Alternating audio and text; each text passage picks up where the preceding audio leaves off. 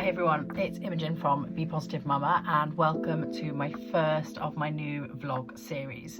So if anyone follows me on Instagram, hopefully a few of you do, know that my Instagram is based around being positive as a mama, and I wanted to start a vlog to be able to genuinely help people hack their lives and how to be more positive and a happier mum.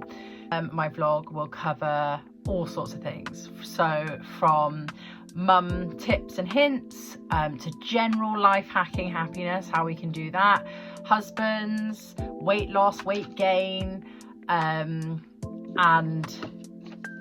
just everything in between. If you've got any things that you'd like me to cover in the meantime, please just comment below, and if you can subscribe, that's obviously going to help me considerably. I hope you enjoy. Today we're going to be covering hormones and what they mean in making us happy, and hopefully giving you some tips and hints on how to hack your hormones and how to become happier, more motivated, and in general just enjoy being a mum and enjoy life a little bit more. So there are 4 main hormones that we're going to cover today. We hear so much negativity about being a mum all the time. It's always, you wait until they're a year old, you wait until you've got 2, you wait until they're teething, you wait for this sleep regression, you wait for that sleep regression, you wait until they start having tantrums. That's all we ever hear as mums. We always hear, oh, it's just going to get worse. It's just going to get worse. It's going to keep getting worse. And when you are entering that first phase of being a mum, where you aren't getting as much sleep as you have been used to, that's pretty daunting to hear. You think, oh my God, so it's just going to keep getting worse from here. I'm just going to get less sleep. I'm going to be less happy in my life. I don't think that's the case, and that is what I'm here to try and do, is block out all of those negative things, because I was terrified when I was pregnant. So just a little bit about me. I've got a 1-year-old son who is just the best thing that has ever happened to me, but I spent my pregnancy panicking.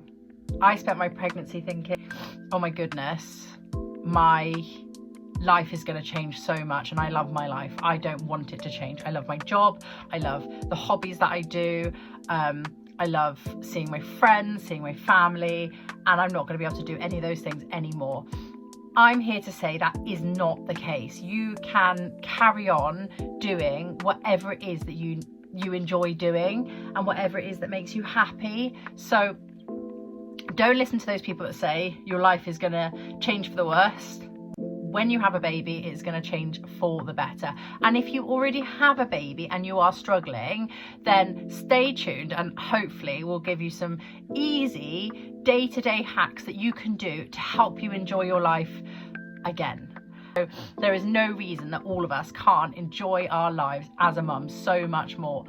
Why can't we just say the good things that happen when you're a mum? That first time that they open their eyes and they look at you, the first time that they smile when they see you, they wake up, the first time they say I love you, the first steps that they take, the first hug that they give you, the first time they pat the dog, the first time they say the dog's name, the first time they say mum, the first time they say dad, the first time they do anything, or just seeing them happy, just seeing joy on their face. Why do we not talk about those things? Why do we only talk about the negative things that come with parenting? Because of course you're going to change poopy nappies. There is going to be a lot of poop, a lot more poop in your life than there was before you had a baby. You are going to get a little bit less sleep. But I can say with all honesty that I was more tired in my 3rd trimester of pregnancy than I was when I had my son. And don't get me wrong, there are nights that are harder than others, and we will cover things like the second night syndrome and things like that. We'll have a look at what's sort of the science behind that, what's happening when that happens, and ways to cope, ways to cope with tiredness. But it's not as bad as like just everything mainstream media would make you believe. So I'm gonna try and make sure that the tips and hints that I give you, everybody can do. And I will try and give you alternatives as well. So if I say something like, yeah, go and exercise every day, I know that's not achievable for everybody. So I will give you some alternatives so that hopefully everybody can take on board what I've said and everyone can just live a happier mum life. On to today's topic, which, as I said, is hormones. So we're going to be looking at 4 main hormones. So dopamine, oxytocin, serotonin, and endorphins. Those are the 4 happiness hormones. So first hormone is dopamine. So dopamine is our motivation hormone. It's the hormone that gives us get up and go, and it also gives us reward feeling. So when we first become a mum, we're obviously on maternity leave, which is great. And you sort of think in your head, excellent, this is going to be great. I'm going to have a year off work. Fantastic. However, that is going to cause a big drop in our dopamine levels, because dopamine basically is given to us when we've done something of merit, we've achieved something. So obviously day to day, we're going to work and we've achieved something in work, most days, hopefully. And so we'll get a little bit of dopamine. When we are, especially a newborn mum, or any mum that's at home, you may not feel like you've achieved anything. And that isn't the case. Just getting up and getting your baby changed and feeding yourself, feeding your baby, keeping your baby alive and entertained is something. But you may not perceive it as such. And if you don't perceive it as such, you are unlikely to get a dopamine hit. So you're going to feel less motivated day on day and day. And then you're going to start to feel down because you're going to feel like you've not achieved anything.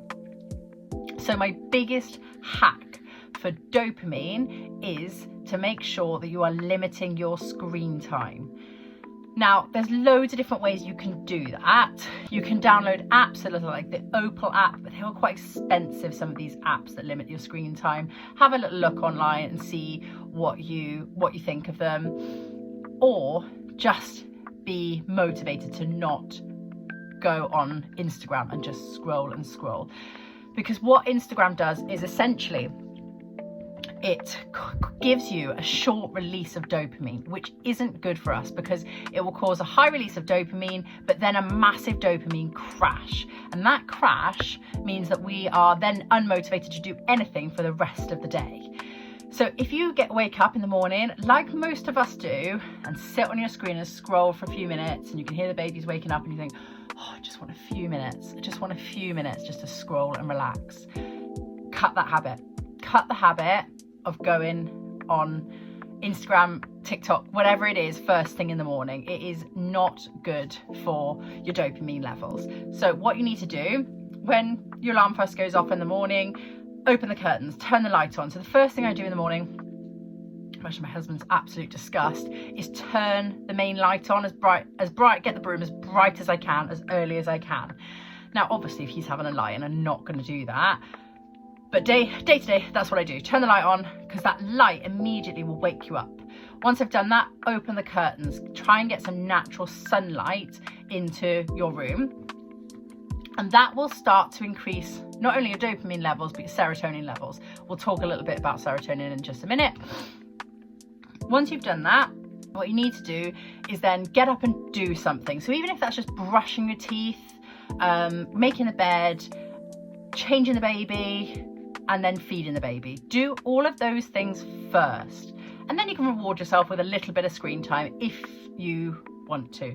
But you'll probably find that by the time you've done all those things and not looked at your screen, you'll not actually be that fussed about looking at your screen. You'll be more interested then, right, let's clean the bottles, let's sterilize things, let's give the kitchen a quick clean. Those will become your priority, and you'll start to find you're getting much more of a dopamine release because you're already starting your day doing really positive things. So that, for me, is the biggest dopamine hack, is to limit your screen time. So I know that my screen time is still not the best, but the less I'm on my screen, the more positive I find that I am in my day-to-day life. So the next hormone, so once you've got that motivation hormone, you're going to be feeling much more positive about life, much happier. The next hormone to talk about is oxytocin. Now, if anyone's done hypnobirthing, you will have heard the hormone oxytocin thrown about so much. Oxytocin is the love hormone. So that is what makes us love our partners and our children. Now, it seems like, obviously, as mamas, we hopefully have lots of oxytocin in our lives. Best way to increase that oxytocin is hugs and kisses and skin to skin. So obviously when they're a newborn, loads and loads of skin to skin, that is going to massively increase your oxytocin and their oxytocin. So it's so good. As many kisses and cuddles as you can possibly fit in. Now, that's great. We all know, we all get told to do that by the midwives when we're in hospital. But we don't get told to do it to our partners. So it is so important. Please, please, please hug your partners, your husbands, your mum, your family members, whoever's supporting you in having your baby, or just if you're not having a baby, just in general life, just spend time hugging and kissing the people that mean the most to you. Now, I'm not a massive touchy-feely person personally, so I do have to actively think, right, let's have a hug. It doesn't come naturally to me to really hug people. Definitely not anyone that's not my husband. But what you must do is it must be for at least 6 seconds. So my husband thinks I'm absolutely mental for this, but I always make sure that if we are having a kiss or if we are having a hug, it lasts for at least 6 seconds, because it takes 6 seconds for that oxytocin to be released. So it's all very nice to have a peck on the lips when they come in for the day, but you must have a 6-second kiss for that oxytocin to release, and it will improve your relationship so much. And lots of people talk about the roommate phase and that sort of thing. And this is the best way to prevent that, is by making sure you have at least one, but hopefully more, 6-second hugs and at least one, if not more, 6-second kisses through the day with your partner. Just a short interruption to introduce our collab Bibadoo. This amazing bib with unique attachable cutlery makes mealtime so much more fun and easy. Pop it on, encourage them to self-feed, and then whip it off in a one smooth move and pop it in the washing machine, saving so much time and so much mess. Use my code BePositiveMama for 20% off. Follow the link below. Now, serotonin is your mood regulator, so it will stop you from going too low. It reduces depression and reduces anxiety.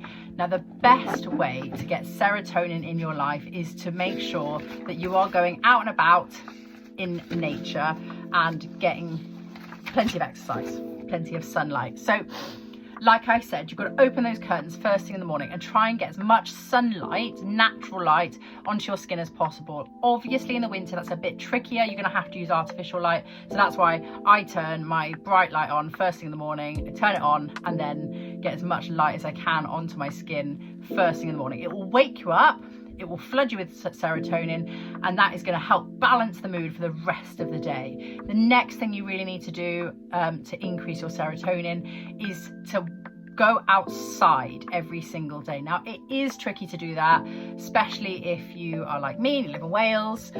Sometimes it's raining, so it's not the easiest to be able to go outside every single day. But when you can, get outside, and ideally you want to be outside in nature. So you want to be going somewhere where there is some trees and some grass, ideally. It doesn't have to be in the middle of a woodland or in the middle of a forest or in the middle of a moorland or anything like that. You can just go to your local park. That's absolutely fine. Do not put your headphones in. And remember, all of these hormones that are being released by you, if you're doing them with your baby, they're going to be released by your baby as well. So you're going to help to balance your baby's mood if you can take them out and about. And obviously, happy baby, happy mum. So not only are you going to be releasing serotonin in yourself by going for a walk and balancing your own mood, you're going to be balancing the serotonin in them, which is going to balance their mood, which is going to give you a happier baby in general. Notice a difference in my little boy, who is currently teething. If I sit in the house with him all day, he is grumpy, and I find it really difficult to entertain him. I'm constantly playing with him and giving him toys and things. If I just take him out for a little half an hour walk with the dog in the park, he is a much happier baby. He's got that serotonin, his mood is much more balanced. And obviously we wouldn't stick headphones in our baby's ears to listen to music, so don't do it yourself. Make sure you're getting that full serotonin hit by going for a walk in nature, headphones out, and get as much natural light as possible. It's going to make your baby less depressed, less anxious, so it's going to be a win-win for everybody, that one. Outside every single day. The last hormone that we're going to talk about is endorphins. So we've all heard of endorphins, and I'm sure we all know the best way to get an endorphin hit. Now, endorphins are only released when we are in some sort of stressed environment. Now, I don't mean stress as in I'm stressed because I've got too much to do. That's not helpful. That's not going to release endorphins. Stress as in intense exercise, which I know for some of you is going to be like, oh my gosh, that's not for me. But I promise you, everyone can do it. So what we need to do is ideally some level of exercise every single day. Now, ideally, it needs to be quite intense. So if you can find yourself a baby-friendly gym, that is great. So I know of at least 3 gyms in just my little local area that do mum baby classes or let you take your baby with them. And my gym, I'm so lucky, they let me take my little one with me, and morning nap time, at least 3 times a week, is him in the gym in his pram. And then I make sure at least another 2 times in the week I'm either going to an evening class and my husband takes over looking after the baby in the evening, or I do one on the weekend, same scenario, my husband looks after the baby. So whatever you can do to fit it into your life, if that means just dropping the baby off for an hour with parents, with family members, to get that intense exercise, because those endorphins are going to make you feel good. They make you feel positive. So this is really key to happiness, are endorphins. So if you can get yourself to a gym, and it doesn't have to be intense as in dripping with sweat intense, although that is going to be an extra big endorphin hit, so I do recommend it. It can just be lifting some heavy weights. Great, that is going to give you endorphins as well. Now, I appreciate getting really sweaty and maybe lifting weights is not necessarily for everybody. So if they really aren't for you, then you can do some yoga, some stretching. That also will release endorphins, not necessarily quite to the same level, but it will release those endorphins. So every single day, you need to be doing either intense exercise or some stretching, some yoga. There's so many good YouTube videos on yoga that you can do in the house as well, which is super handy. And I will at some point do like a little video of house exercises that you can do, where you can get an intense workout in the house. So if you can't get to your local gym, or there isn't a mum and baby class nearby you, then you can do things in the house. You do not have to go out and about. And also, for those with like a gym phobia, mum and baby classes are a great place to start, even if you don't have a baby, because you know everybody's going to be in the same boat. Everyone's going to have had 9 months where they've not necessarily been working at peak fitness. I was really lucky. Again, my gym was super supportive during my pregnancy, and I was able to train right through my pregnancy. But I was still a lot less fit once I'd had my baby than I was pre-pregnancy. So everybody there is going to be at a sort of similar level, and everyone's going to be feeling a little bit out of sorts, not quite sure what they can and can't do. So it's a great place to start a mum and baby class. And then if you feel confident, great, go and do your own thing. If you love that sort of class, team, workout, then carry on doing that. I love working out with other people. It motivates me, it makes me push myself that bit harder, and then I get an even bigger endorphin hit. So win-win. The final thing, and my absolute favorite thing that you can do if you want an endorphin hit, is sing. So that is great. Don't worry, I'm not going to start singing. So what you need to do is, if you are driving anywhere in the car, have yourself a happiness playlist. So find the songs that really make you feel great.